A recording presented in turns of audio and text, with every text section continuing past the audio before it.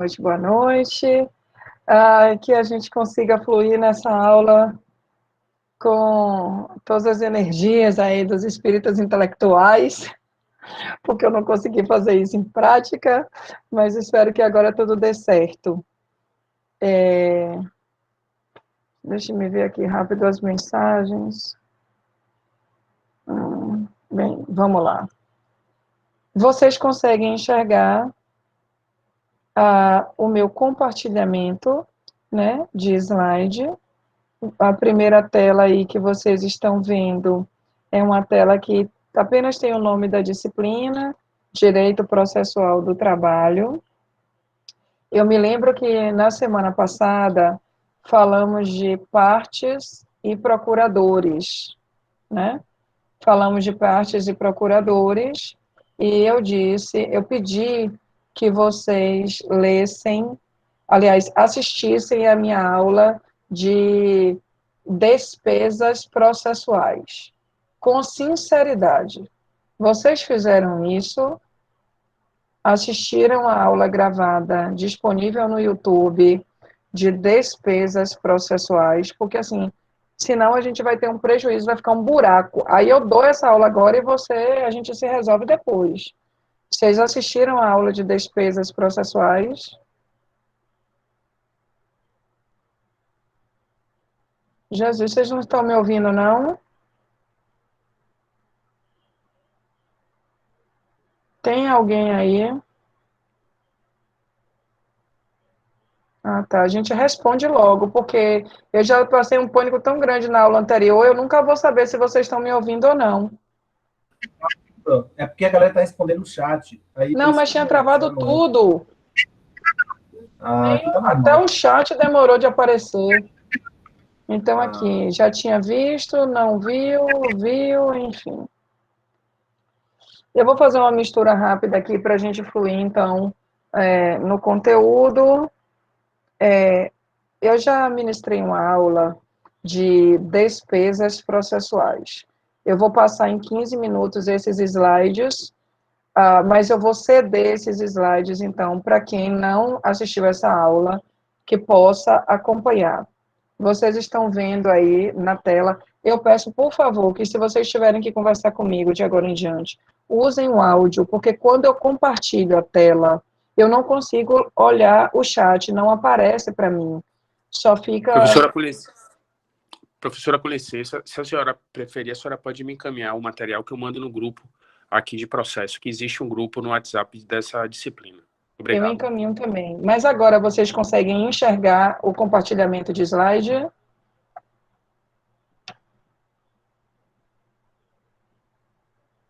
Oh. Sim, perfeitamente. Ótimo. Então, depois da aula, eu vou postar o material no portal do aluno e mando também para você, e você compartilha aí, se for mais rápido, o acesso pelo WhatsApp. Já que vocês estão enxergando os slides, eu não vou parar para fazer isso agora, até para não ter risco de travar e acabar com tudo aqui. Mas eu já tinha ministrado uma aula de despesas processuais. As despesas processuais são 4. Então, despesas é um gênero e eu tenho 4 espécies de despesas processuais. As custas processuais, por isso nós estudamos o artigo 789 da CLT, eu falei que essas custas incidirão à base de 2%, respeitando-se o mínimo de R$ 10,64, e será 2% do valor do acordo, se houver acordo, 2% do valor da causa, para as ações julgadas improcedentes, para as ações declaratórias ou constitutivas, se o valor for indeterminado, 2% sobre o que o juiz fixar, e para as condenações, 2% sobre o valor das condenações. Te disse também, à época, que as custas são pagas pelo sucumbente, vencido, após o trânsito em julgado da decisão, mas que, porventura, se o vencido quiser interpor recurso, o pagamento das custas deve ser feito dentro do prazo de interposição do recurso e, portanto, vai funcionar como requisito de admissibilidade do recurso. Isso está posto no parágrafo 1º do 789, e voltaremos certamente a esse tema quando estivermos estudando o conteúdo recursos. Na sequência, eu apresentei para vocês os isentos do pagamento das custas, são aqueles agraciados pela gratuidade da justiça, e também apontei para vocês que são isentos a União, os estados, o Distrito Federal, os municípios e autarquias e fundações públicas estaduais, federais, municipais que não explorem atividade econômica, bem como o Ministério Público do Trabalho. Essas pessoas não serão condenadas ao pagamento das custas processuais, porque serão beneficiadas aí pela respectiva isenção. Aí, dando seguimento, eu, depois de abordar as custas processuais, eu falei dos emolumentos. E disse que emolumentos são serviços, na verdade, é uma taxa cobrada por serviços realizados pelo cartório da vara.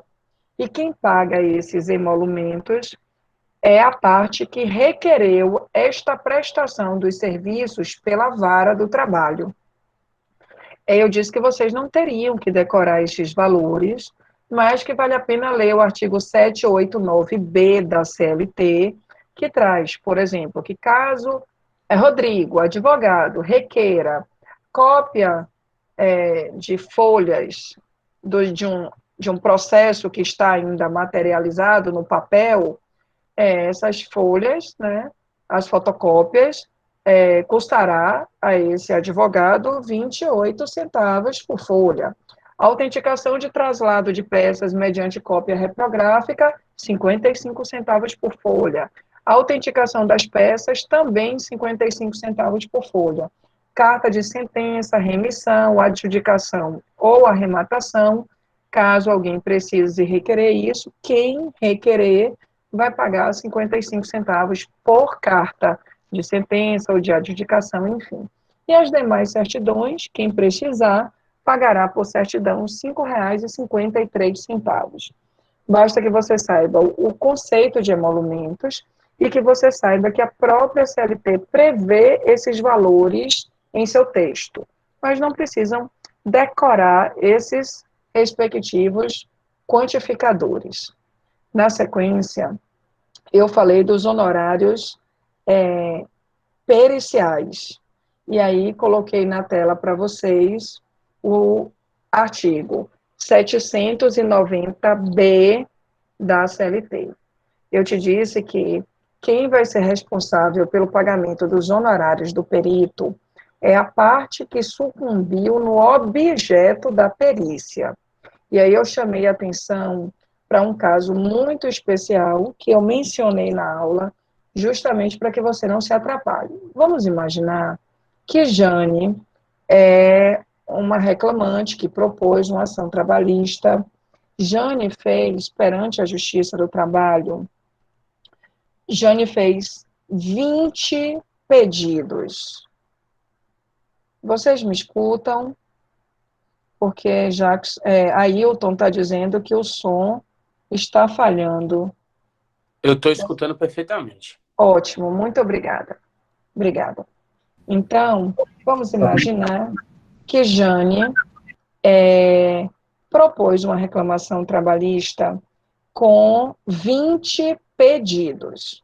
Ela pediu tudo que ela tinha direito: férias, 13º, hora extra, adicional noturno, várias coisas mais, e um dos pedidos foi a condenação da empresa ao pagamento do adicional de periculosidade. Ela arguía ser motociclista da empresa, e quem não lembra, o motociclista faz jus ao adicional de periculosidade.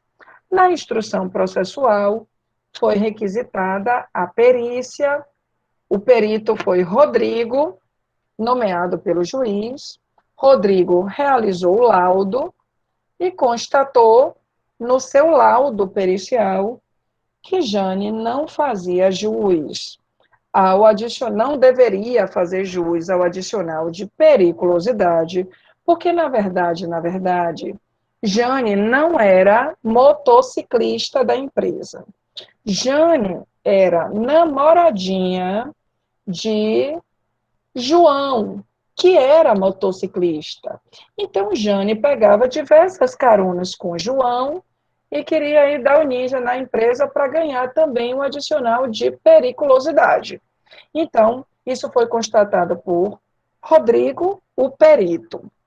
Só que Jane tinha razão em todos os outros pedidos. Ela disse que não gozou de férias, 13º, hora extra, adicional noturno, demonstrou uma hipótese de assédio moral, o juiz condenou a empresa a pagar a indenização por danos morais. Enfim, dos 20 pedidos que Jane fez, Jane ganhou 19 desses pedidos. E só o pedido correspondente ao adicional de periculosidade, Jane teve indeferimento pelo juiz. Meus queridos, Jane foi a grande vencedora desse processo. Ela pediu 20 pedidos e só perdeu um. Só que como ela foi sucumbente, bem em relação ao pedido objeto da perícia, aquele que sucumbiu quanto ao objeto da perícia ficará responsável por pagar os respectivos honorários periciais. Então, Jane será condenada ao pagamento dos honorários de perito. É isso que consta no artigo 790-B da CLT, que diz que a responsabilidade pelo pagamento dos honorários periciais é da parte sucumbente na pretensão ao objeto da perícia, salvo se for beneficiária da justiça gratuita. Quero, inclusive, ler para vocês que esse salvo aí foi revogado pela reforma trabalhista.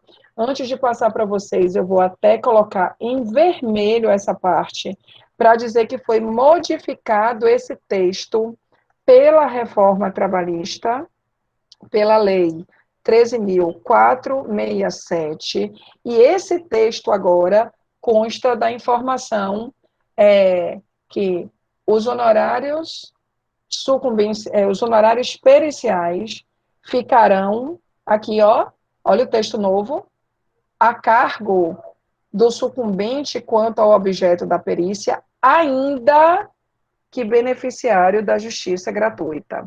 Então, eu vou até fazer uma observação, porque no slide eu coloquei o texto antigo, para eu dizer para você que antes a gente não condenava o beneficiário da justiça gratuita ao pagamento dos honorários periciais, mas com a nova redação desse mesmo artigo 790-B, ainda que Jane seja beneficiária da justiça gratuita, como no meu exemplo, ela foi sucumbente na pretensão objeto da perícia, então Jane vai ser condenada a pagar os honorários periciais, ainda que tenha ganho os outros 19 dos 20 pedidos que ela fez. Então, essa que está na tela é a redação em vigor do artigo 790-B da sua CLT. Até aí, tudo bem, meus queridos? Eu consigo ver o chat agora. Me dei só um ok se vocês entenderam.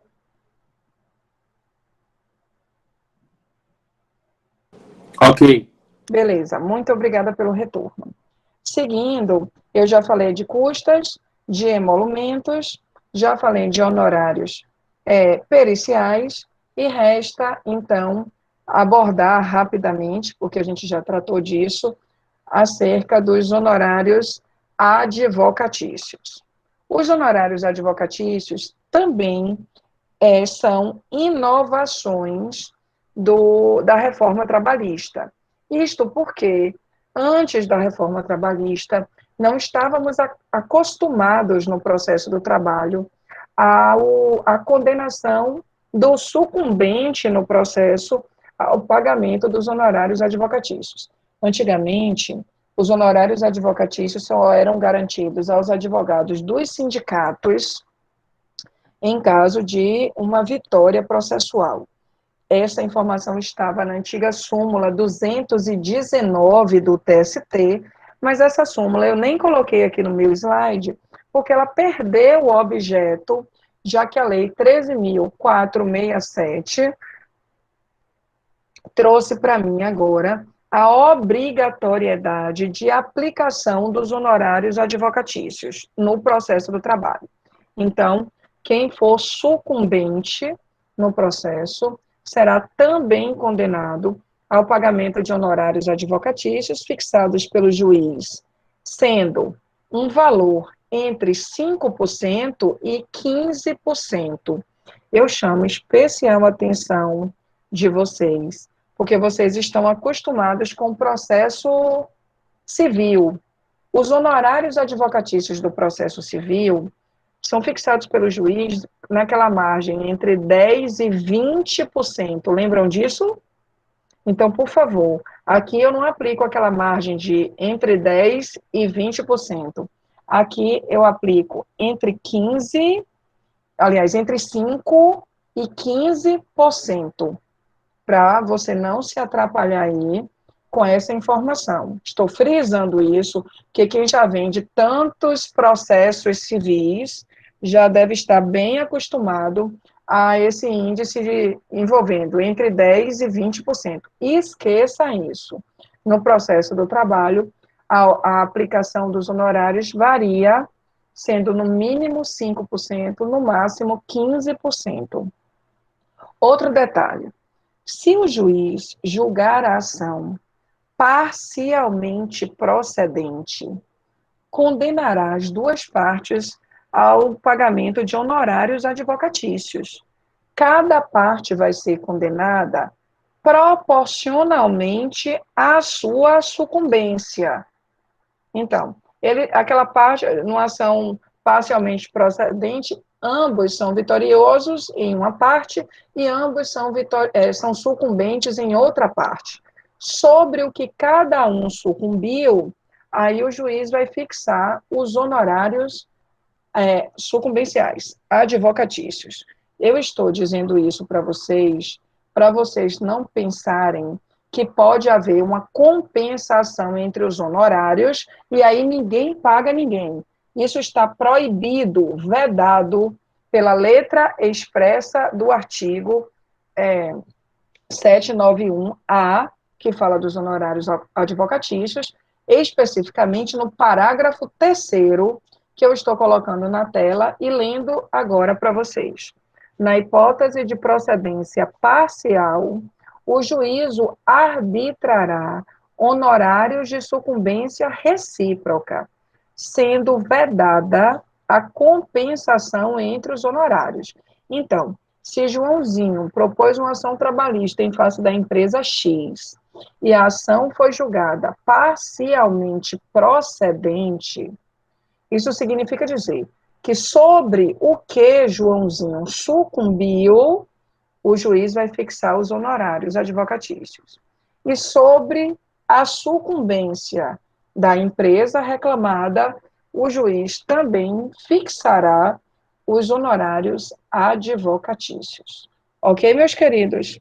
Se a parte sucumbente for agraciada pela justiça gratuita, haverá a suspensão da exigibilidade desse pagamento. Então, será inexigível o pagamento dos honorários sucumbenciais. Lembrando que, caso nos próximos 2 anos, estou te explicando o parágrafo 4º do 791-A, caso nos próximos 2 anos, aquela pessoa que sucumbiu para o pagamento dos honorários advocatícios e foi agraciado pela justiça gratuita, caso ela receba algum crédito em outro processo, esse crédito poderá ser utilizado para pagamento dos honorários advocatícios naquele processo trabalhista.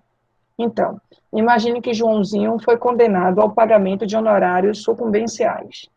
Joãozinho foi agraciado pela justiça gratuita. Inicialmente, Joãozinho não pode ser cobrado em relação ao pagamento desses honorários sucumbenciais.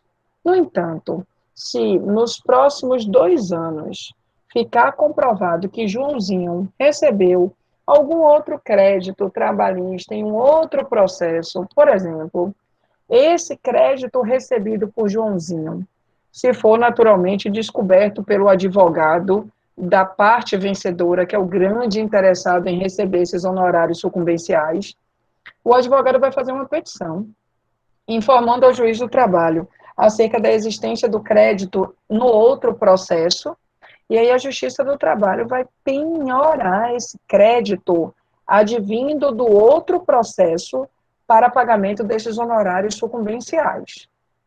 Isso está posto no artigo 791-A, parágrafo 4º. Também poderá ser cobrado pelos honorários advocatícios se o advogado da parte vencedora comprovar, por exemplo, que o credor mudou completamente a sua situação de crise financeira e agora tem dinheiro para pagar.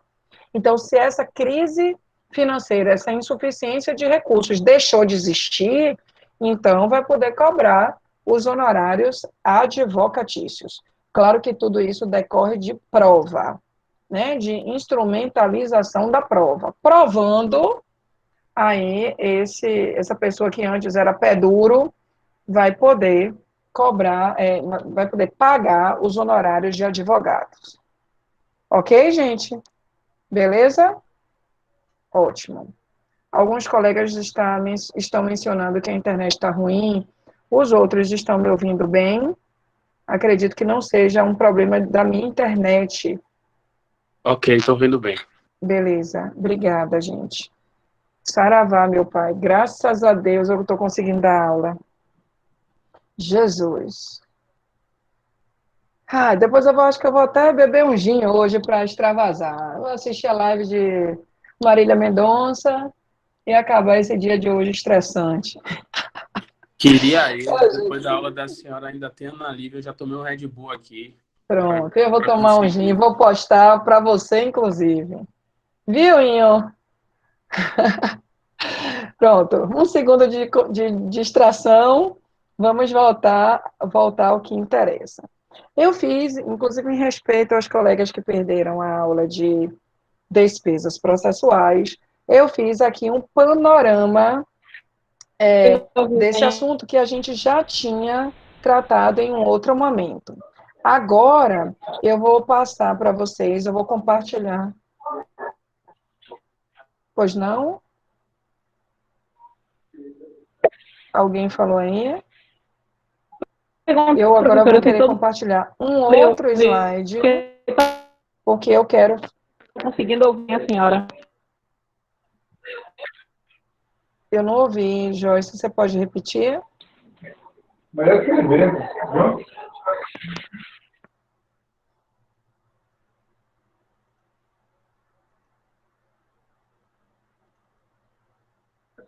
Viu, professora? Obrigada. Nada.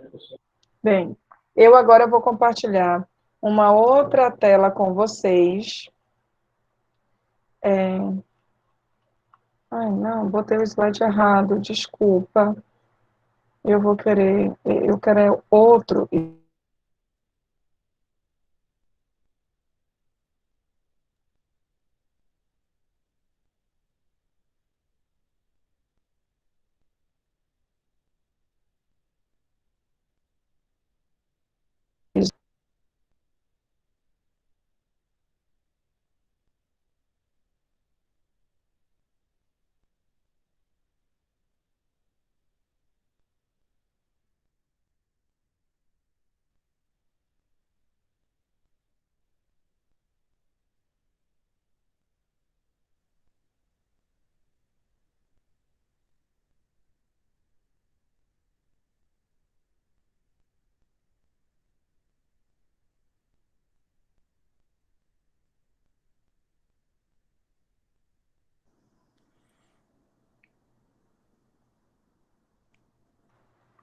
Estão me ouvindo Professora, agora? agora sim, mas eu acho que travou aí. Ótimo. Travou, caiu, só porque eu fui elogiar, que eu estava conseguindo dar aula, o diabo aqui desgraçou tudo. Mas vamos embora para frente. Eu preciso compartilhar aqui o material de processo, de petição inicial. Então, só um instantinho que eu estou compartilhando a informação.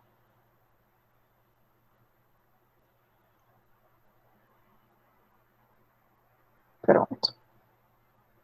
Espera aí que agora vai aparecer de forma correta para vocês aí.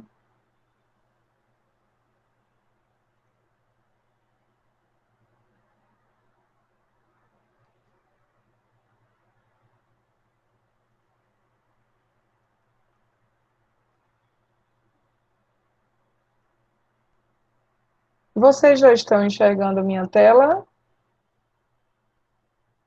Ou não? Não, né?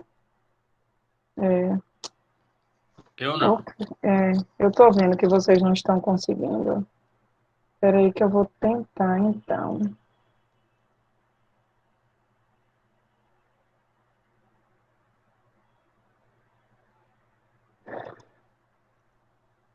Diabo, eu fui elogiar, desgraçou.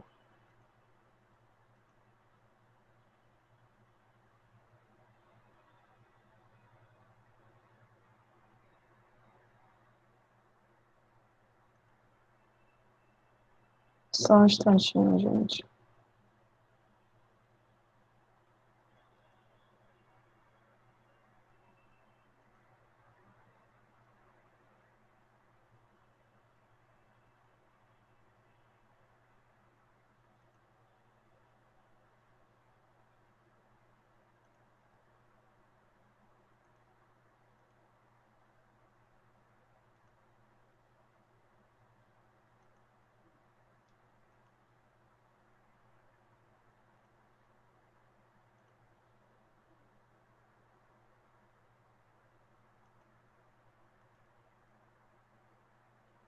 Oh, meu Deus do céu.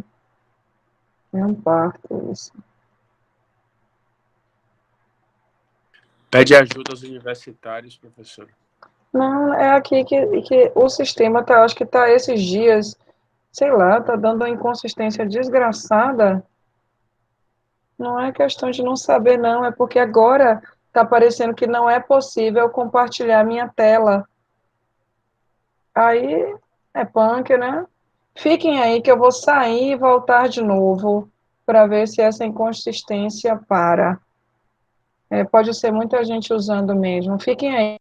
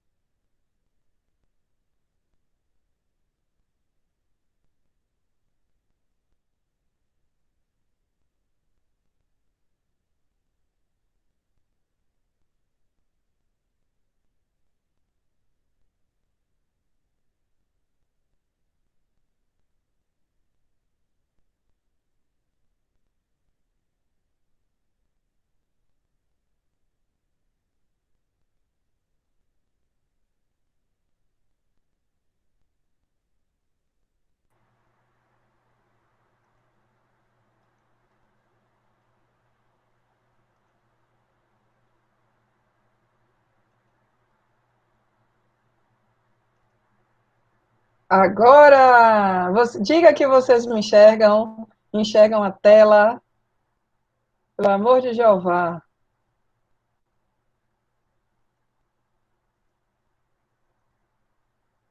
Aê, glória a Deus, Jesus, e todos os espíritos positivos. Pronto, agora tá ok. Obrigada pela paciência e perseverança e resiliência de todos nós.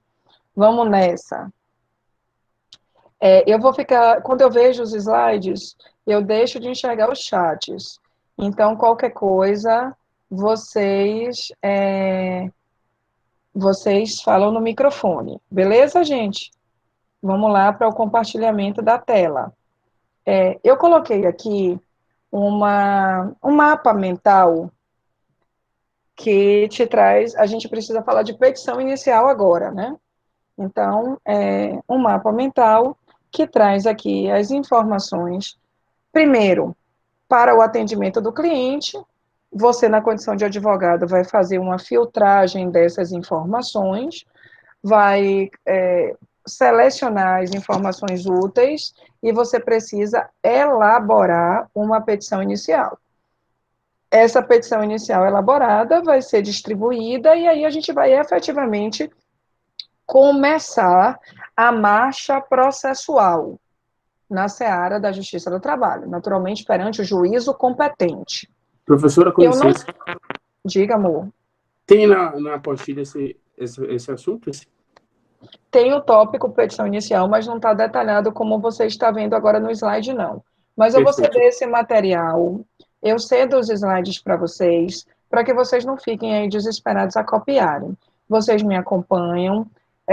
Acho que hoje eu não vou mais nem ter paciência de postar nada, eu já me irritei com tanta inconsistência do sistema, mas até amanhã eu posto o material, os 2 slides de processo, e você adquire aí essa informação, combinado?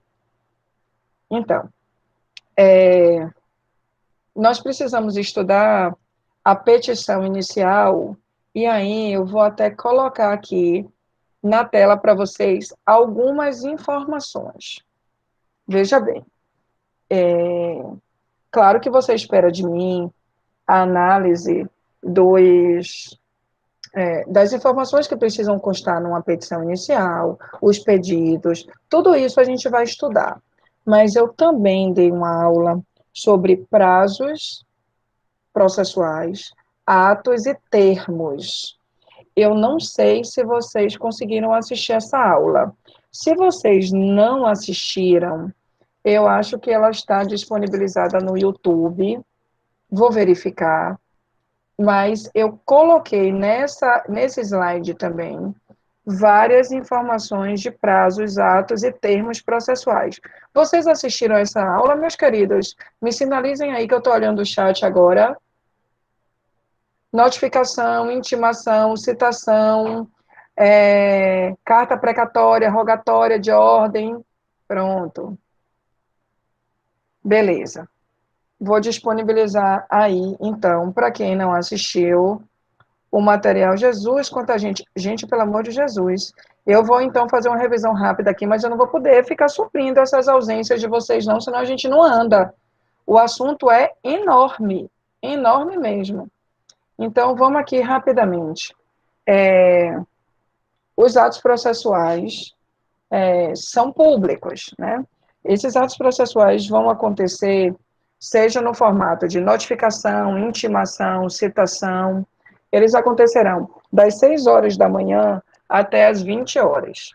Eu, inclusive, chamei a atenção, quando eu estava dando essa aula, que você não pode confundir o período que é estabelecido para a prática de atos processuais com o período de realização da audiência. Isso porque, enquanto no artigo 770 da CLT, você encontra a informação que se o juiz tiver que citar alguém, o réu, se o juiz tiver que notificar alguma parte sobre alguma coisa, ou intimar uma parte, deverá fazê-lo em dias úteis, das 6 da manhã às 20 horas. Agora, também existe, isso está lá no artigo 813, existe o prazo de duração para as audiências, prazo de realização das audiências. As audiências serão realizadas das 8 da manhã às 18 horas. Então, organize aí sua mente. Uma coisa é eu falar, período para a realização dos atos processuais. Os atos processuais serão realizados das 6 às 20 horas. Outra coisa é eu te perguntar, período em que as audiências serão realizadas. Artigo 813 da CLT. As audiências acontecerão das 8 às 18. Agora, o juiz pode adiar as demais audiências se ele já tiver feito 5 horas seguidas de audiência. Então, isso está no artigo 813 da CLT. Ainda falando de prazos, uma outra informação importante é a que está no artigo 775 da CLT. Esse artigo foi todo remodelado e vários pontos incluídos pela reforma trabalhista para indicar que os prazos processuais agora serão contados em dias úteis. Antes da reforma trabalhista, contávamos os prazos em dias corridos. Então, a gente computava sábado, domingo, feriado, tudo mais. Depois da Lei 13.467, esses prazos serão computados tão somente considerando os dias úteis. E com a mesma sistemática do processo civil, excluindo-se o dia do início e computando-se o dia do vencimento. Quando eu falei desse assunto, eu também mencionei 2 súmulas que eu não coloquei aqui na apostila. Por favor, quem perdeu a aula, anote. Eu mencionei a súmula 1 do TST, súmula 1, e a súmula 262 do TST. O que diz a súmula 1? Diz que se o ato processual for realizado na sexta-feira, eu vou considerar o dia do início do prazo na sexta e o dia da contagem do prazo na segunda-feira, se houver expediente forense. Olha, um detalhe, preste atenção na minha pergunta para você não se atrapalhar. Pare tudo que você está fazendo. Olhe para mim, para você não responder errado. Olha o caso concreto. É 262, Jane. Não é 272, não. É 262. Olha o caso concreto. Vamos imaginar que o juiz publicou a sentença na segunda-feira. Depois eu falo de novo da súmula 1 e da súmula 262. Mas o juiz publicou a sentença na segunda-feira. Vamos imaginar que a segunda-feira é dia de expediente forense, tudo acontecendo normalmente, nem é feriado. Quando o processo civil te ensinou assim, meus queridos, vocês contam os prazos da seguinte maneira. Na hora de computar, de contar os prazos, vocês vão excluir o dia do início e vão incluir o dia do final. Considerando que a publicação efetivamente aconteceu na segunda-feira, qual é o dia do início? Me respondam aí no chat, por favor.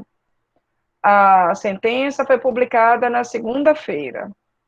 Eu quero interpor um recurso ordinário, porque eu sou advogada da empresa, e a empresa foi condenada a pagar R$150 mil de créditos ao trabalhador.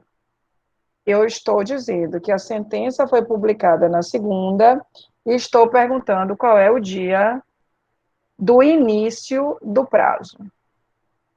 Quem me respondeu, respondeu terça-feira.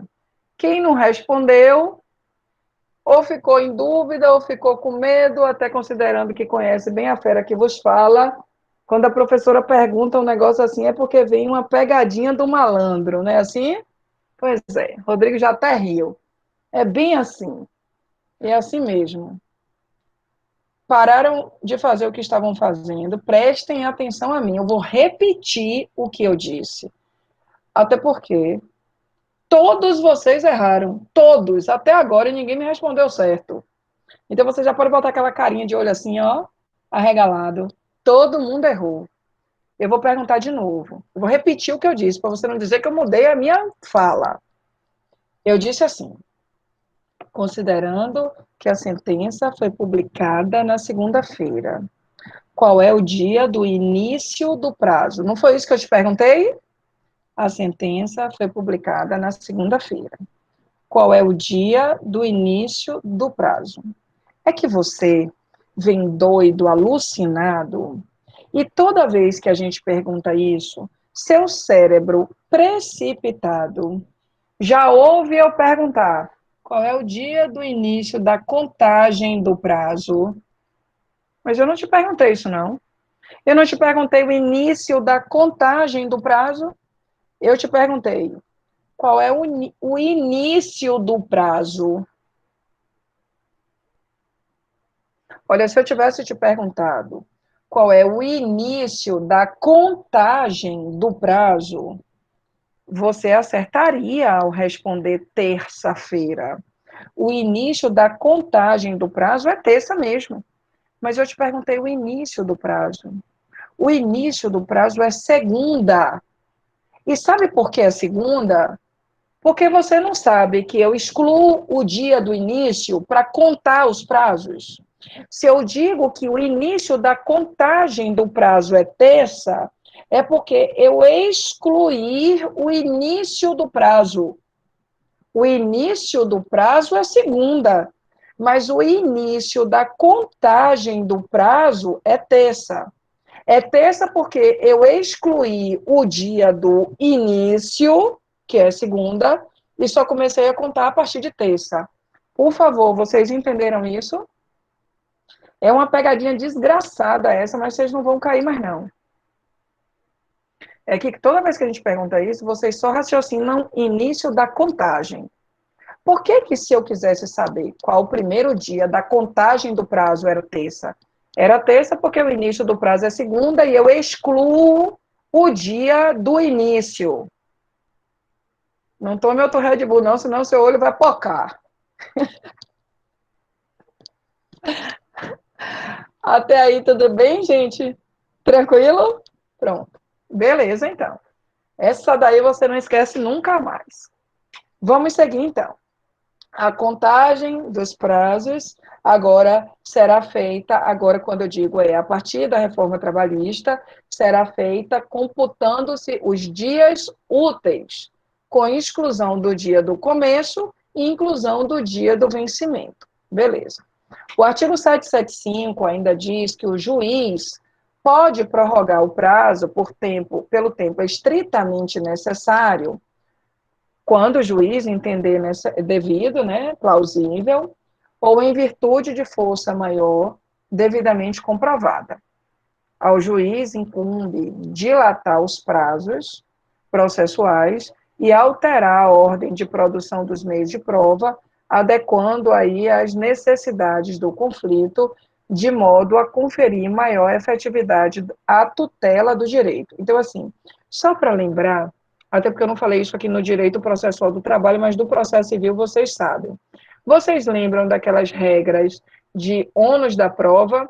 E se você fez a atividade conscientemente sobre os princípios, você também encontrou lá o princípio do ônus da prova. Você encontrou a redação do artigo 818 da CLT. O artigo 818 da CLT te diz assim: o ônus da prova será do reclamante quanto ao fato constitutivo do seu direito. E o ônus da prova incumbe ao reclamado para os fatos impeditivos, modificativos ou extintivos do direito do autor. Na verdade, essa regra é igualzinha, sem nenhuma modificação, àquela que você estudou no processo civil.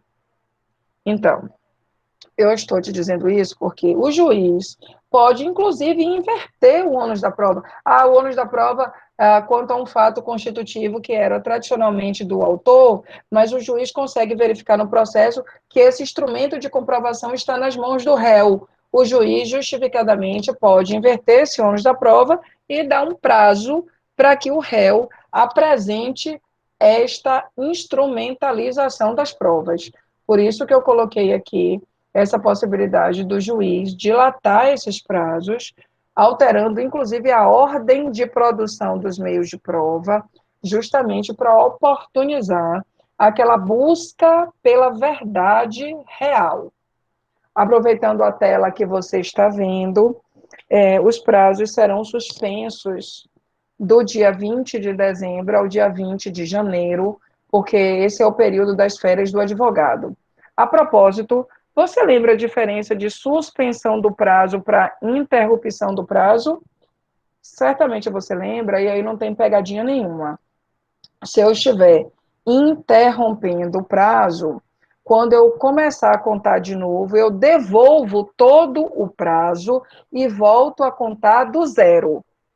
Agora, se eu estiver diante da suspensão do prazo, quando eu voltar a contar, eu só vou contar o prazo que resta, o prazo remanescente. Então, quando o prazo é interrompido, eu conto o prazo todo de novo. Quando o prazo é suspenso, eu conto só o que resta a ser computado. Ok, gente? A propósito, eu disse que iria falar mais calmamente da súmula 1 e da súmula 262 do TST, porque aí eu me enveredei para aquele exemplo da contagem dos prazos, e aí eu preciso realmente voltar a esse assunto. O que é que diz a súmula 1? Diz o seguinte: se a notificação ou intimação for realizada na sexta, então você não cai mais na pegadinha do malandro. A notificação aconteceu na sexta, o início do prazo é sexta. O início da contagem do prazo é na segunda-feira. Se segunda-feira não tiver expediente forense, vai ser no dia útil seguinte. Isso é o que está na súmula 1. Agora a súmula 262 do TST. Se o ato processual for realizado no sábado, e sábado é dia útil para a realização dos atos processuais. Não é dia de expediente forense, mas acontece notificação aos sábados, intimação aos sábados, sem nenhum tipo de problema. Então, tá bom. Se a notificação ou a intimação acontecer no sábado, como não é dia de expediente forense, diz a súmula 262, eu vou considerar que esse ato processual foi realizado na segunda, se tiver dia de expediente forense. Se não tiver, vai ser no primeiro dia útil seguinte. Então, nesse primeiro dia de expediente forense, será o início do prazo.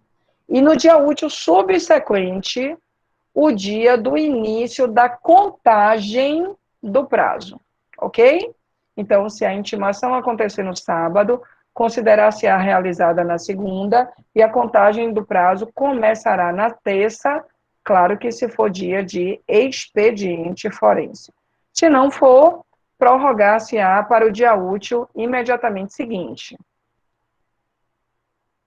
Alguém me dá retorno? O Francisco está dizendo que o áudio está chegando até ele de maneira cortada. Vocês conseguem me escutar bem ou o áudio está falhando também para vocês? Normal. Chico, meu amor, deve ser algum problema na sua internet. Acho que quem tiver com baixa velocidade de internet, o áudio vai cortado. É por isso que eu estou gravando a aula para disponibilizar no YouTube, porque aí qualquer coisa vocês podem fazer essa consulta também lá no YouTube. Eu vou postar isso aí daqui a uns dias. Seguindo aí, eu já falei das audiências, né, que acontecem de 8 às 18. Quero chamar a atenção aqui sobre um detalhe de audiência.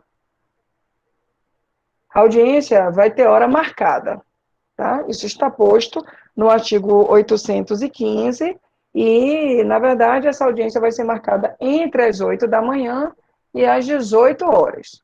Você já sabe, essa informação aí eu já mencionei para você. Agora, quero te mostrar um detalhe importante que consta do artigo 815 da CLT. Se, porventura, o juiz se atrasar para abrir a audiência, isto é, abrir a pauta do dia. Então, vamos imaginar que você está em determinado andar da Justiça do Trabalho, aqui no comércio, lá no 8º andar, esperando a audiência da vara do trabalho que você vai servir de advogado. Aí você consegue ver um quadro, um mural que tem lá no saguão do andar, informando a pauta daquela, por exemplo, 23ª vara do trabalho daquele dia. Aí você notou que a primeira audiência começa às 9 horas, então tá lá, audiência de 9 horas, 9h10, 9h20, 9h30, 9h40, de 10 em 10 minutos. Beleza. A sua audiência é a audiência das 10 horas da manhã. Diz o artigo 815. O juiz precisa, a hora marcada, declarar aberta a audiência. O escrivão vai fazer o pregão pelo microfone, vai convocar as partes para adentrarem na sala de audiência. Se houver um atraso em relação ao início da primeira audiência, e se esse atraso ultrapassar os 15 minutos, as partes poderão comparecer ao cartório da vara, requerendo aí uma certidão, e podem ir embora se quiser. Vou repetir. Essa tolerância de 15 minutos, que caso o juiz não compareça para abrir a pauta de audiência, permitirá que os presentes, na verdade, as partes que faziam aí a composição da primeira audiência, se ausentem do local. Se eu te disser, então, que o juiz começou a audiência às 9h15, a primeira da pauta era 9 horas. Ele começou a audiência às 9h15, só que foi atrasando a sua audiência, que era de 10 horas. Já são 11 horas e ele não convocou você. Você pode ir embora? Não. Não vai embora, não. Essa tolerância de 15 minutos acontece tão somente para a primeira audiência da pauta. Então, aquele advogado, as partes da primeira audiência, que estava marcado para 9 horas, deu 9h20, 9h30, o juiz não começou a audiência, essas partes podem se dirigir ao cartório da vara, solicitarem uma certidão do cartório de que houve um atraso superior a 15 minutos, as partes não vão poder esperar e vão embora. Assim, não sofrerão os efeitos nem do arquivamento do processo, se o autor se ausentar, nem tampouco da revelia, caso o réu se ausente. Todo mundo compreendeu o que está posto no artigo 815? Não se refere a atrasos das audiências que não são a primeira da pauta. Então, por isso que está dizendo aí, olha, se até 15 minutos após a hora marcada o juiz não houver comparecido na sala de audiência, aí eu posso me retirar e pedir que conste a certificação desse atraso. Mas não é pelo mero atraso dos horários das audiências, não. Inclusive, se fosse assim, você ia ficar adiando um bocado de vezes, porque o que mais tem na Justiça do Trabalho é atraso de audiência. Se você já compareceu a alguma audiência, você vai ver. Aquela audiência marcada para 9h30 vai acontecer 11 horas da manhã, em função do rotineiro atraso. Mas o que importa é para o horário em que a primeira audiência aconteceu, porque isso vai marcar o comparecimento do juiz à sala de audiências. Beleza, meus queridos? Massa. Vou seguir, então. Deixa eu ver se tem alguma pergunta. Ok. Massa. Vou seguir, então, depois dessas lembranças aí, vou seguir para a análise efetiva da petição inicial. Petição inicial. Vocês estão vendo aí na tela. Professora, só para confirmar se ficou claro, na verdade, esse atraso do juiz de 15 minutos, a gente, no caso, só pode arguir isso se, no caso, a audiência da gente for a primeira, né? Porque se for as outras, obviamente, não vai ter esse problema, não é isso? Exatamente. Okay. Então, assim, se Rodrigo, por exemplo, for o preposto da empresa X, que está ali aguardando a audiência de 9h30, já são 11 horas da manhã, a audiência atrasada em 1h30, Rodrigo não vai poder invocar esse artigo 815, querendo lembrar que, como houve um atraso superior a 15 minutos, ele pode se ausentar do recinto da audiência, porque esse prazo só é utilizado no caso de atraso quanto ao comparecimento do juiz à sala da audiência. Então, isso só vai servir para aquelas partes que estão ali apontadas como o primeiro processo da pauta. Os demais, não. Ok? Perfeito, obrigado. De nada. Falando agora de petição inicial. A regulamentação jurídica da petição inicial se encontra no artigo 840 da CLT. Você está acompanhando comigo na tela, ipsilítere, a redação do artigo 840. Peço, por favor, que não estudem por livros antigos nada sobre o processo do trabalho, até por conta das modificações da reforma trabalhista. E esse é um artigo que, inclusive, foi modificado pela reforma trabalhista. Acompanhe comigo a redação do artigo 840. A reclamação poderá ser escrita ou verbal. Escrita ou verbal. Parágrafo 1º. Vai constar a regulamentação da reclamação escrita e parágrafo 2º vai constar a formatação de uma reclamação verbal.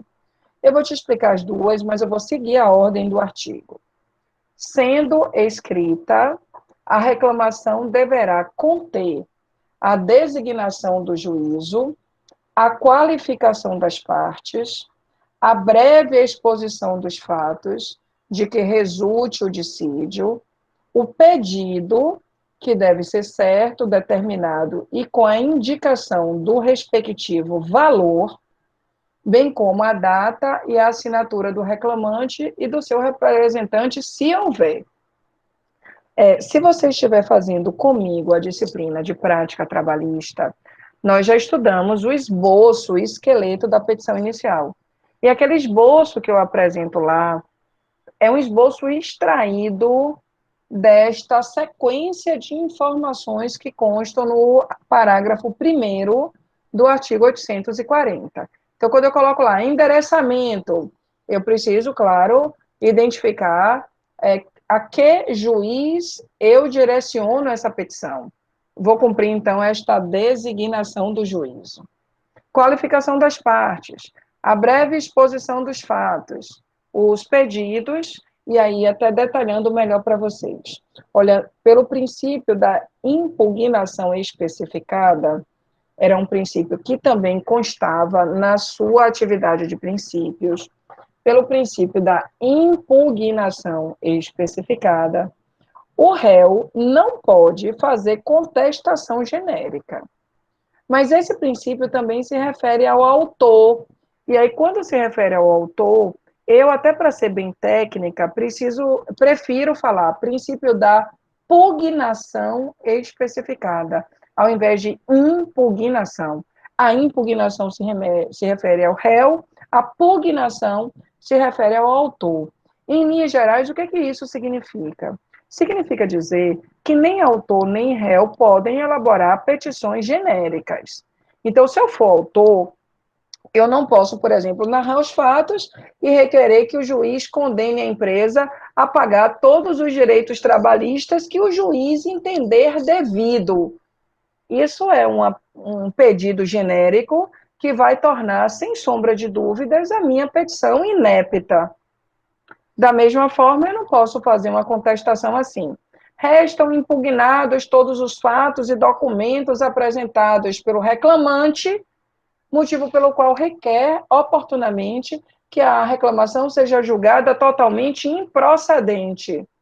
Bem, essa contestação genérica vai contribuir para a confissão ficta, porque não trouxe nenhum tipo de defesa técnica para favorecer o reclamado. Então, eu preciso de petições especificadas. Considerando que eu estou te explicando a petição inicial, os pedidos, depois que você narrou os fatos, você vai ter que cuidar dos pedidos. Os pedidos precisam ser certos, determinados e líquidos. Olha, em sala de aula, eu já abordei com você os ritos, sumário, sumaríssimo e ordinário. E eu te disse àquela oportunidade que, antigamente, o rito ordinário só exigia pedido certo e determinado. Não exigia a liquidação dos pedidos.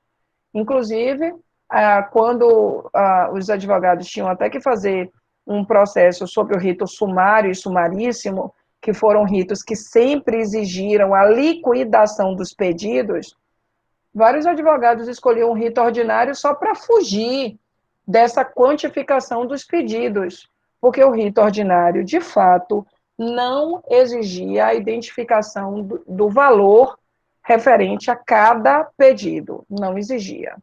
Só que a reforma trabalhista, Lei 13.467, incluiu no parágrafo 1º do artigo 840 essa expressão que eu grifei em rosa. E a partir da vigência da reforma, isto é, 11 de novembro de 2017, passou a se exigir petições iniciais com pedidos não apenas certos e determinados, mas também com os seus respectivos valores. Só para você lembrar, eu sei até que já falei isso no processo e esse semestre, mas vou repetir. Só você lembrar o que é um pedido certo.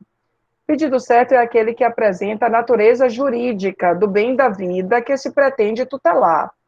Natureza jurídica do bem da vida que se pretende tutelar é, por exemplo, dizer sobre férias, 13º, condenação, né? Em férias, acrescidas do terço, 13º, hora extra, adicional noturno, adicional de periculosidade, adicional de insalubridade, indenização por danos morais, enfim.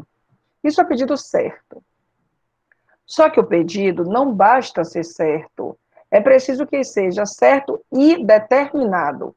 A determinação do pedido representará a especificação do pedido, abordando índices, quantidade ou prazos, períodos. Por exemplo, não basta eu pedir condenação da reclamada em horas extras.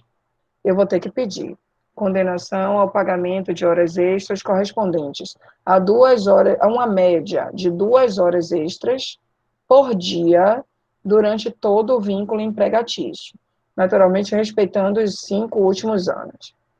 Ou eu vou ter que pedir férias proporcionais correspondentes a 9 dozeavos, isto é, 9 meses de trabalho, que serão computadas as férias proporcionais. Note que o pedido certo é férias, e o determinado aí está representado pelos 9 dozeavos. Nas horas extras, o pedido certo é horas extras, mas a determinação do pedido está identificada pela informação de 2 horas extras por dia de trabalho. Só que agora, independentemente do rito, então pouco importa se eu tenho aí rito sumário, sumaríssimo, até porque mesmo para o rito ordinário, eu vou precisar agora da quantificação de cada pedido. Então, eu vou ter que dizer férias proporcionais correspondentes a 9 dozeavos no importe de R$ 750, acrescidas do terço correspondentes a R$ 250.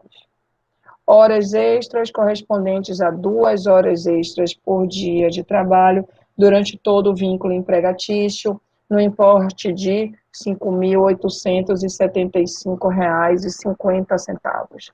Eu tenho que indicar o valor. Então, agora vocês, advogados, futuros advogados, terão ou que abrir a mente para entender, pelo menos por noções, os cálculos trabalhistas, e aí você pode adquirir um programa de cálculos trabalhistas, tem vários apps de cálculos trabalhistas, até no próprio site oficial da Justiça do Trabalho, por exemplo, trt5.jus.br, tem lá o link que você clica no e-cálculo, que é a calculadora que vai fazer esses cálculos, ou você vai contratar um calculista para te assessorar nesses cálculos. Qual é a sua providência? Eu não sei, mas se você for um advogado, estando aí desafiado a fazer uma petição inicial, você vai ter que precisar desta apuração dos valores. Porque no final do processo precisa de calculista? Na verdade, agora eu vou precisar desses cálculos desde a petição inicial. Agora, é comum precisar de calculista, não é bem no final do processo, mas na fase de execução, pelo seguinte: eu já te disse que a petição inicial tem que identificar a quantificação dos pedidos. Só que o que eu vou... Na parte de liquidação de sentença, né, Pro? Isso. Só que o que eu vou ter que te explicar mais detalhadamente, um pouquinho mais para frente, é que o juiz, quando proferir a sentença, ainda que seja aí esse processo distribuído já na vigência da reforma trabalhista, isto é, esse processo já exigiu que a petição inicial apresentasse os respectivos valores, a sentença proferida pelo juiz não deve ser obrigatoriamente líquida. O juiz pode proferir sentença líquida ou sentença ilíquida. Se o juiz proferir sentença ilíquida, significa dizer que quando o juiz condenou a empresa, ele arbitrou um valor de condenação, mas ele não apurou com exatidão, com precisão matemática, que valor é esse para o crédito trabalhista. Então, o juiz vai, desculpa o termo, chutar o valor da condenação, e aí, ultrapassando a oportunidade para recursos, mas a gente estuda isso com calma depois, quando a gente iniciar a fase de cumprimento de sentença, e a primeira etapa é a etapa da liquidação da sentença, por isso que Rodrigo interagiu aí comigo e falou a fase de liquidação.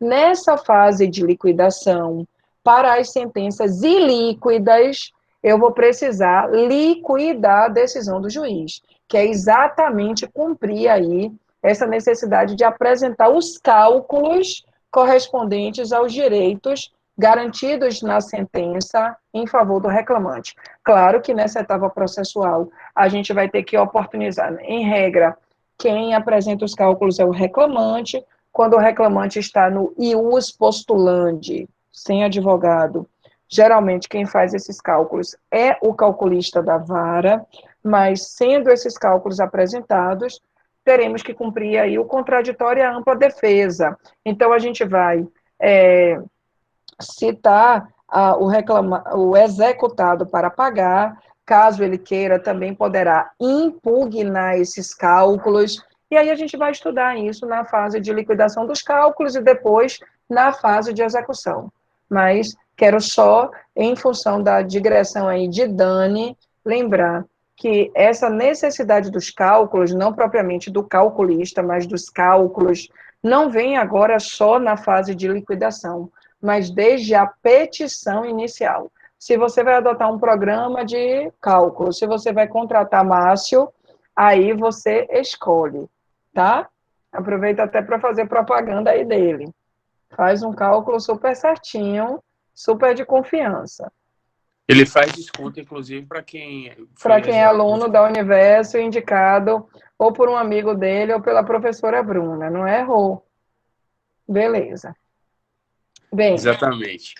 Seguindo aqui, estudamos o parágrafo 1º do artigo 840. Esse parágrafo te ensina o que você vai constar em uma petição inicial escrita. Agora, é possível que a gente opte pela reclamação verbal. Eu devo confessar que se você chegar, se der de maluco, assim, perdido, ET... Professora, com licença. Diga. A respeito dos pedidos na petição inicial e essa exigência de eles estarem, né, especificados e tal, se porventura acontecer um erro, ou de fato até por um erro mesmo, ou até por má fé do impetrante, se de fato um valor desse está maior, tem algum risco de sucumbência dessa diferença, especificamente? Excelente pergunta. Primeiro, A litigância de má-fé, ela não se presume, ela é comprovada, tá?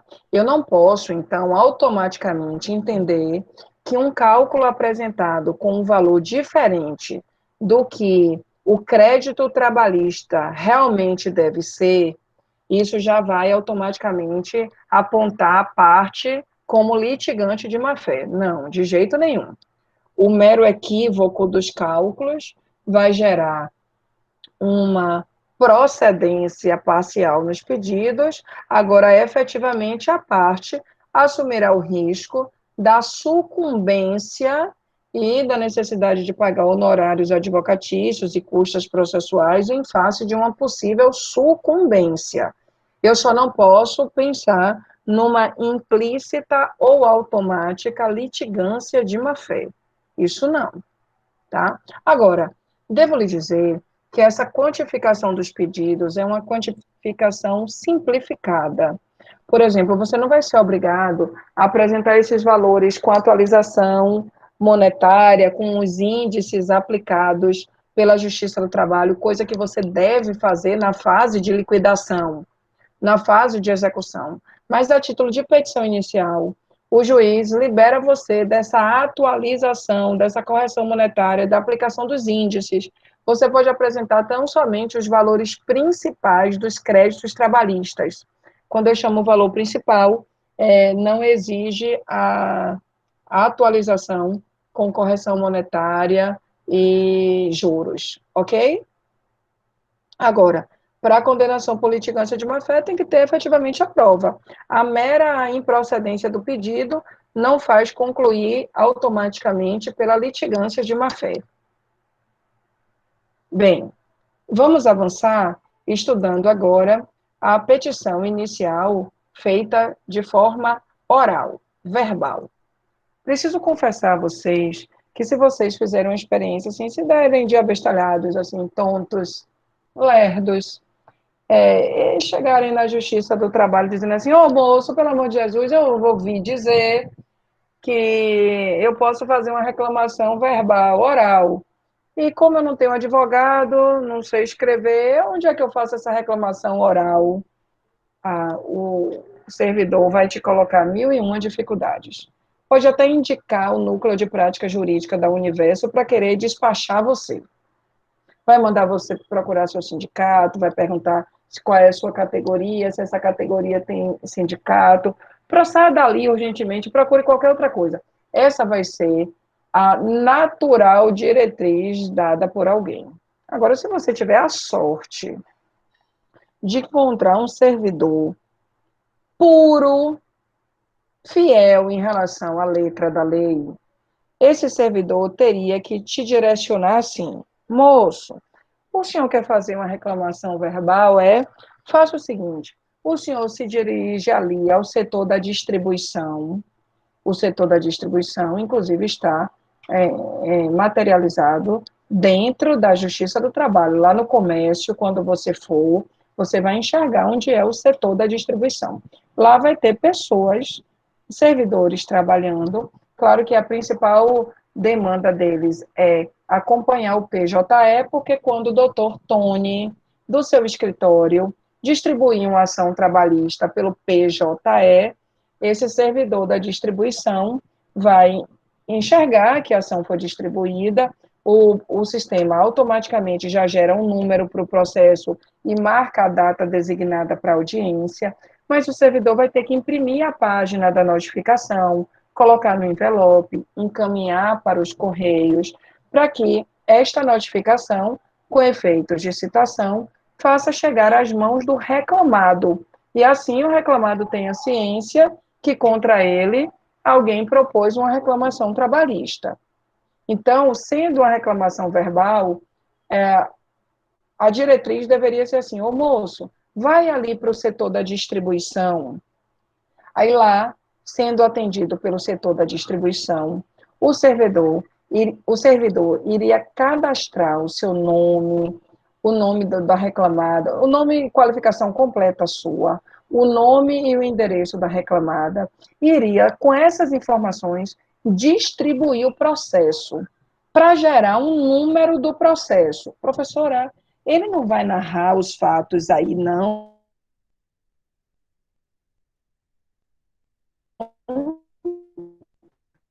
O moço servidor do setor da distribuição, não? Não. Em um primeiro momento, a ação vai ser distribuída como se já existisse, mas só vai cadastrar no sistema o nome do reclamante, o nome do reclamado, com o seu endereço, ok. Apertou lá o botão de gerar número do processo, e gerando o número do processo, vai ser identificada por sorteio uma vara onde vai tramitar esse processo trabalhista. Ok. Feita esta distribuição, o reclamante, agora sim, vai ter que se dirigir ao cartório da vara em 5 dias, sob pena de perempção, para reduzir a termo a sua reclamação oral. Aí, quando reduzir a termo a reclamação, ela deixa de ser oral e passa a ser por escrito. Então, de novo, se dirige ao setor da distribuição, gera-se o número do processo, porque a parte não pode escolher que a vara do trabalho vai tramitar o seu processo. Eu não posso, eu vou lá na 32ª porque o Pamplona é o melhor juiz do mundo, então eu quero o meu processo lá. Isso viola o juízo natural. Então, o setor da distribuição vai funcionar aí para essa reclamação verbal, justamente para oportunizar a distribuição por sorteio. Mas quem vai colher e reduzir a termo a reclamação verbal é o escrivão ou o secretário da vara, e a partir daí deve cumprir todas as informações como se essa petição fosse escrita. Vocês entenderam até aí, até esse ponto? Me deem um retorno no chat que eu consigo ver. Sim? Ótimo. Graças a Deus. Que beleza. Todo mundo entendeu. Vou voltar, então, para o artigo 840 da CLT. Por sinal, inclusive o parágrafo 3º diz que se porventura você não fizer os pedidos com a indicação do valor, esses pedidos serão julgados extintos, sem resolução do mérito. É como se você não tivesse pedido. Vai, ser esquecido pelo juiz do trabalho. Considerando que você fez a petição inicial, cumprindo todos os rigores do artigo 840, através do PJE, você distribuiu essa ação recebida e protocolada, ou seja, distribuída essa reclamação trabalhista, o escrivão, que fica lá no setor da distribuição, irá, dentro das 48 horas, irá remeter a notificação para o reclamado, notificando nas próximas 48 horas para comparecer à audiência designada pelo sistema, que será a primeira desimpedida depois de 5 dias. Então, calma aí. Vou explicar melhor. Pense que eu sou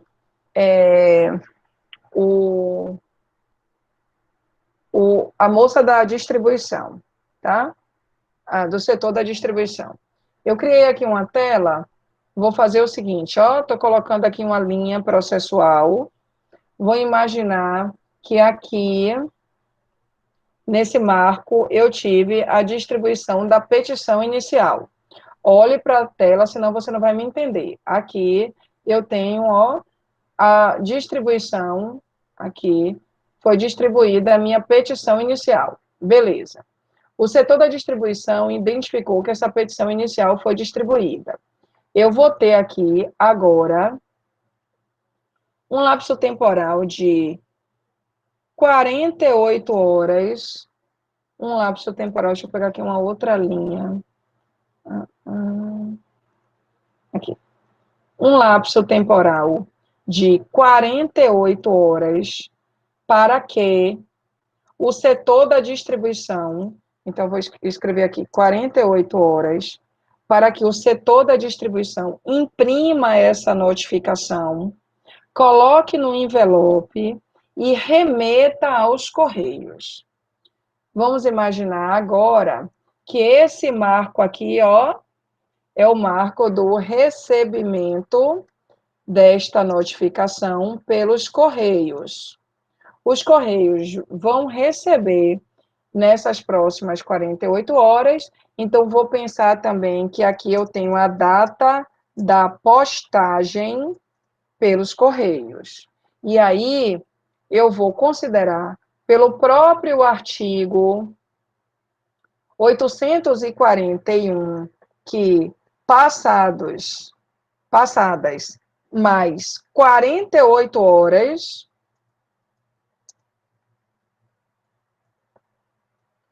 esta notificação será recebida pelo reclamado.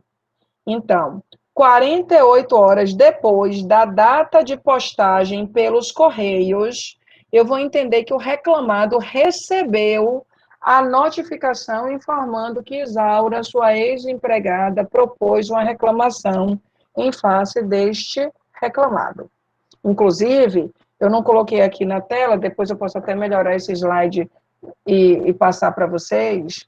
Existe uma súmula, anote aí, que é a súmula 16 do TST, que essa súmula impõe ao reclamado o ônus de provar, se for o caso, que ele não recebeu essa notificação nas 48 horas depois da data de postagem. Estou aqui com a minha CLT, vou fazer até questão de ler para vocês. Olha que miséria, dá ao reclamado o ônus de provar que ele não recebeu. É um ônus da prova negativa. Isso é esdrúxulo, mas é verdade. Vou ler para você acreditar. Súmula 16 do TST. Presume-se recebida a notificação 48 horas depois da sua postagem. Presume-se recebida a notificação pelo reclamado 48 horas depois da sua postagem.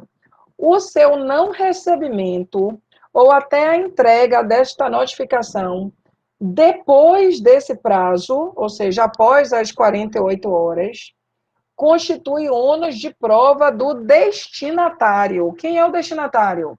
O reclamado. Então, olha o que eu estou dizendo para vocês, meus queridos. O setor da distribuição encaminhou nas primeiras 48 horas essa notificação para os Correios. O Correio recebeu, carimbou ali com a data de postagem. Dessa data de postagem, passadas 48 horas, presume-se que o reclamado recebeu a notificação. E aí, eu já vou até interagindo com Jane, diz a súmula 16. 48 horas depois da data de postagem pelos Correios, presume-se recebida a notificação. Será ônus do destinatário provar que ele não recebeu ou que ele recebeu em prazo posterior. Olha, aqui para nós, provar que ele recebeu depois de 48 horas é até mais fácil, porque todas as notificações terão AR, aviso de recebimento, então vai constar ali que ele recebeu. A data de postagem está lá, dia 8 de abril, ele só recebeu dia 15 de abril. Tudo bem, beleza. E se não recebeu, como é que ele vai comprovar que ele não recebeu? Olha, desculpa, mas isso é uma prova impossível. Provar que não recebeu, isso é esquizofrênico. Isso é surreal. Provar que ele recebeu com atraso, passadas as 48 horas, vá lá. Mas provar que ele não recebeu, eu realmente não consigo te dar esse exemplo, não. Isso é uma prova cruenta para o reclamado. Isso é uma prova cruenta para o reclamado. E vou te dizer mais, sabe por quê? É cruenta? Porque na Justiça do Trabalho não se exige que a notificação seja pessoal. Não se exige, por exemplo, vamos imaginar, aproveitando Jane aí, que ela que fez a pergunta, vamos imaginar que Isaura, era ex-empregada doméstica de Jane e propôs uma reclamação trabalhista em face de Jane. Jane mora num condomínio. Esse condomínio tem porteiro. Os Correios, através do moço, né, que trabalha nos Correios, vai fazer a entrega para o porteiro do prédio, do condomínio. E esse porteiro que vai funcionar como mensageiro e vai entregar essa correspondência a Jane. No AR, efetivamente constará a assinatura do porteiro do prédio, não de Jane. Na Justiça do Trabalho não se exige, para o recebimento dessa notificação com efeitos de citação, não se exige a notificação pessoal da parte. Então, meus queridos, por favor, entendam, o fato do porteiro do prédio ter assinado o recebimento dessa notificação significa dizer que Jane foi notificada. Sendo notificada, ela que compareça à data designada para a primeira audiência. E se ela não comparecer, haverá os efeitos da revelia. Olha, eu vou fazer questão de parar essa informação, porque Professora, Oi. duas situações. A aula da senhora, não preciso nem comentar, né? Já acabou o horário, né? Pois é, e não é E só vocês isso. têm aula. Ana Lívia vai começar um pouco mais cedo hoje, 8h40, então Uhum. a gente vai ter que prestigiar ela também. Eu peço desculpas que eu não estava nem olhando o horário, Não, mas tranquilo. Agora, você tem toda a razão. professora, essa situação da notificação, olha como é complicado. O porteiro, aí vamos lá, vamos supor que seja um funcionário do condomínio, o reclamante, né? E que, de fato, essa pessoa assine lá de qualquer jeito, porque o carteiro não vai pedir a identidade de quem está recebendo, né? Então, enfim, fica uma coisa assim super, digamos assim... Insegura, frágil. Isso. Eu iria trazer aqui para vocês um exemplo, inclusive nesse mesmo compasso de digressão que você está fazendo. Como eu já estou invadindo o meu horário, eu vou interromper a aula agora, eu vou finalizar a aula, mas eu vou pedir que vocês coloquem aí no caderno. Você precisa dar o exemplo daquele caso de notificação que não tem que ser pessoal. Aí eu começo a aula que vem falando desse exemplo, e aí a gente não perde nada, que eu estava aqui tão concentrada que eu nem olhei a hora, mas eu preciso respeitar o horário que eu sei que vocês têm aula. Coloquem aí, precisa dar exemplo da notificação do reclamado que não tem que ser pessoal. Um beijo, boa Páscoa para todos vocês. Muito obrigada pelo respeito que tem a mim, pela paciência em relação a essas inconsistências no sistema. Amanhã eu vou estar abrindo um chamado para ver se a gente consegue resolver isso. Beijo no coração de cada um de vocês. Fiquem com Deus, viu? Vou assistir agora Marília Mendonça. Tchau. Beijos. Tchau. Não gosto só de Saulo, não. Beijo. Boa Páscoa.